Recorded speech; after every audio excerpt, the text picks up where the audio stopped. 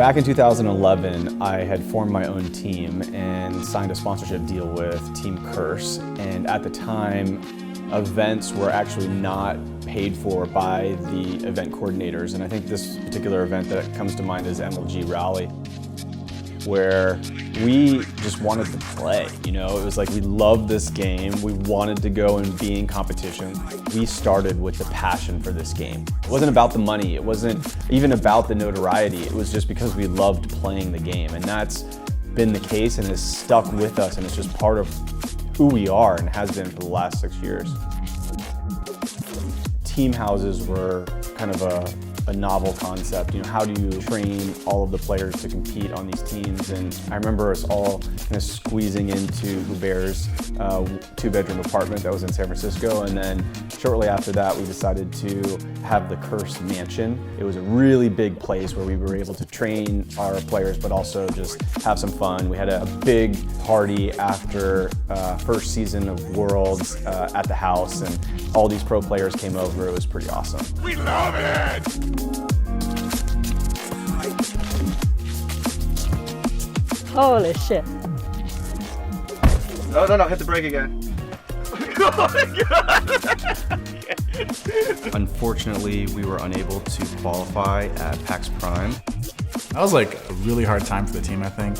I felt we were good, I felt we were the team. I knew we were better than, other teams. I knew we should have been in the World Finals. It was honestly devastating.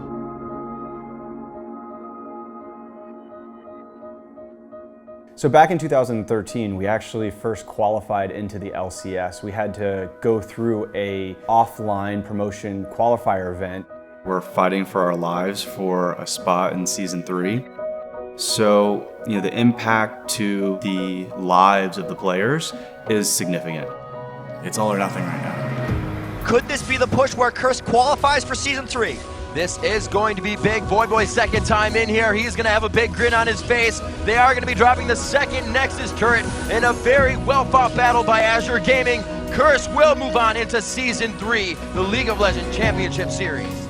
That was the core roster that everyone kind of identifies as Team Curse. Had NY Jackie and Elements and Saint Vicious and Voyboy on the roster, and that was such a big deal to just be part of what this new league was called, the LCS, run by Riot Games, when developers had not put effort and resources into their own esports ecosystem and league structure. And for us to be part of that was such a big deal. It's kind of exciting to rethink some of those moments.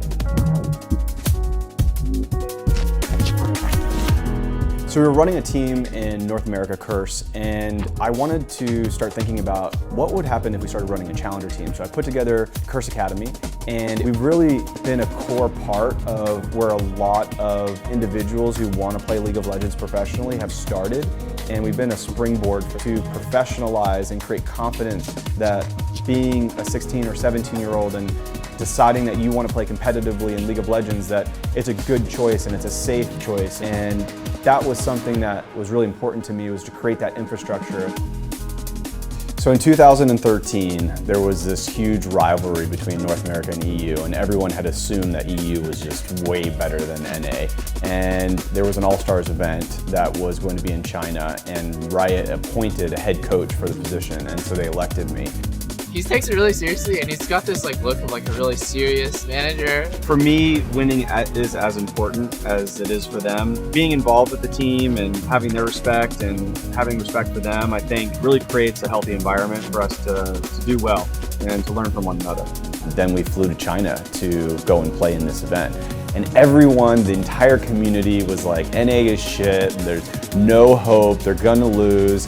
And we actually ended up winning that series, and that was actually a pretty hallmark moment. It's gonna be the Nexus, it's gonna be double its pentakill, they're gonna carry this one on, and it's gonna be North America moving on. Those games were incredible. The energy from North America after that one. People started thinking, oh my gosh, NA may have it, they may have the edge on EU. And so that was super cool. I wanted to continue to push the envelope on what can we do to be more competitive? How can we get this stigma of EU always being better than North America off of the Twitch chat? And I thought, well, let's import some EU players. After Edward had this kind of amazing year in Europe, I was like, I want him, I want to figure it out. And before anyone else had even considered the idea of bringing in an import player, I wanted to make it happen. I consulted attorneys and I figured out the immigration law, and we were successful. We were able to push the level of competition in North America by trying new things that were undiscovered at the time. Things are looking pretty scary right now for Curse, regardless of the fact that the series is 2-2. Rough games against CSM, 11-2-9. LMQ, you're headed to the World Championship. What a road it has been. And for Curse, it does stop once again. I remember when we signed Piglet and we first brought him into the country, there was an immense amount of culture shock. He didn't adjust very well, he was homesick, and we were really worried that this acquisition wouldn't actually work. It was right around Christmas time, and so we decided to have a group of people take Piglet out, and they would take him shopping and kind of distract him for the day. So we went into Piglet's room and we set it up with all of this Christmas decorations and all these Christmas presents, and he came back and he was just super happy and excited, and it was the first change in mentality that we had with Piglet, where he started to recognize that we really care and we're really trying to make this work. So Curse Academy performed really well in the North American Challenger Series, and we qualified to the point where we had to play the promotion relegation teams in order to qualify into the LCS. We went into the matches and I think we surprised ourselves because scrims weren't going that great, and we ended up qualifying. They could take the game right here. He jumps onto the end, Tonto, they pop it, and that's going to be it. That's going to be Curse Academy into the LCS for the 2014 Spring Split. Great from a business perspective, because this is the first time a organization has created a challenger team and had that challenger team promoted into the LCS, and I was proud. I was proud of Team Curse as an organization and having them compete against the best in LCS and win. In the beginning of 2015, we decided to mutually part ways in terms of the sponsorship with Team Curse. At the time, I then said to myself, look, what do I do? Do I brand a new team? Do I merge with an existing esports organization? And I met Victor that was at BlizzCon one year, and the two of us hit it off. And we decided to merge the organizations in 2015, and Team Curse officially became Team Liquid. That was a big milestone in the history of the development of Team Liquid.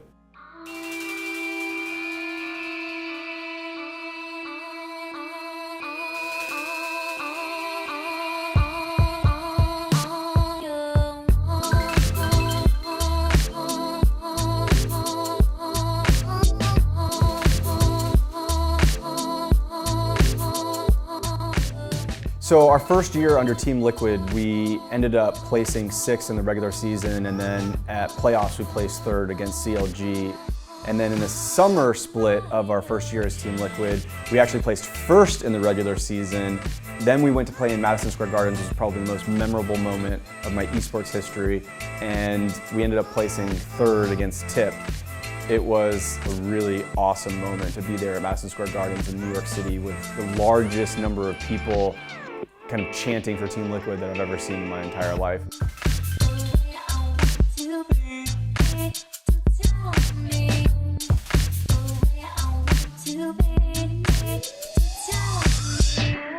I had the players tweet out that we would be at Washington Square Park at 3 p.m. the next day, and we did not anticipate the amount of people that would actually show up.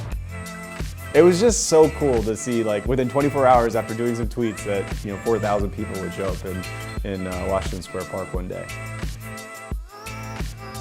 This journey for me personally, starting back almost 6 years ago when I was just playing in my living room on my computer, and then now, today, running an organization alongside Victor. I feel proud, but there's a big part of me that feels the weight of responsibility. We now yield the power to do great things together, and I feel responsible for the contributions that we need to make in order to ensure its success. I'm a little anxious, I'm a little nervous, I'm confident, I'm excited, and My heart is just 100% in esports, and so much of that has to do with all of these experiences over the last 6 years that are all centered around League of Legends and everything that we've done with Riot staff, Riot leadership, players, and all of our fans. Some of the best moments of my life are just recalling those moments, and I just can't wait to create more together.